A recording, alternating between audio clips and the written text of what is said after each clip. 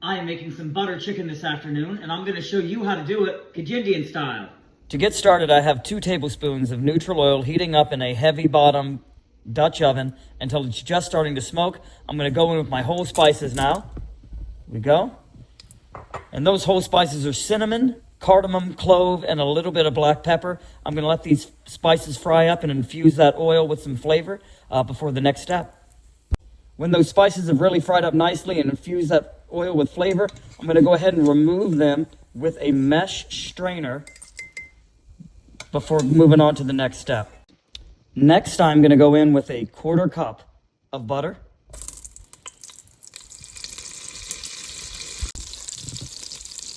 To that butter, I'm going to go in with about 3 cups of very thinly sliced onion.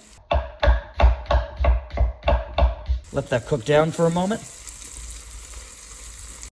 And I'm going to go ahead and add about a teaspoon of salt to those onions and really help those sweat down and cook down. You want to take your time and cook these onions down over medium heat, stirring occasionally until it looks something like this.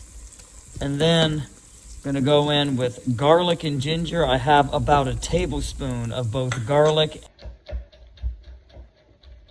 and ginger that I have diced up really nice and fine. Stir this in. Let this cook down for another few minutes until that becomes fragrant as well. After the garlic and ginger have cooked for a little bit and are nice and fragrant, I'm going to go in with about a teaspoon of tomato paste and my dry spices. Here I have about a tablespoon of Kashmiri pepper, 2 tablespoons of garam masala, and about a ½ teaspoon of dried fenugreek powder. Going to stir all this up. Let this fry up for another moment before going in with the next ingredient. This is all cooked down very nicely, so now I'm going to go in with 1 cup of cashews that I pureed up with 15 ounces of canned tomatoes.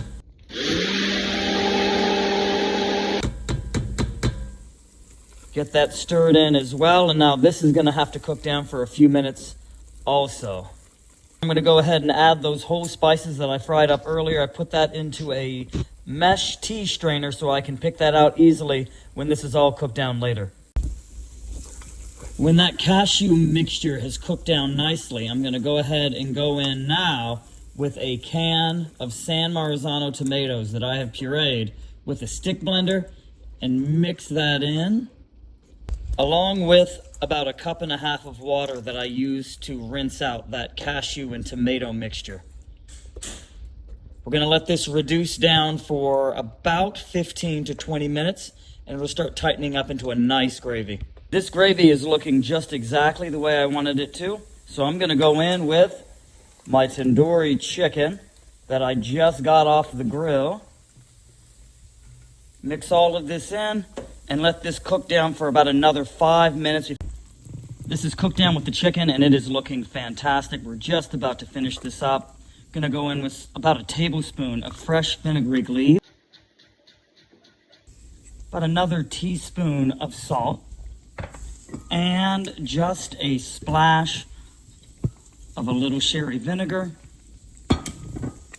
Let this combine. We might have to add a little bit of sweetener as well. Let me just check that out real quick. I do want to sweeten this up, so I'm about to go in here with about a teaspoon of honey fermented with garlic. Add some complexity and just a little bit of sweetness to this dish. Taste it for salt. Everything is nice as far as the acidity and the sweetness. I'm going to go in with about 3/4 cup of heavy whipping cream. Get this mixed around. Go ahead and kill that heat.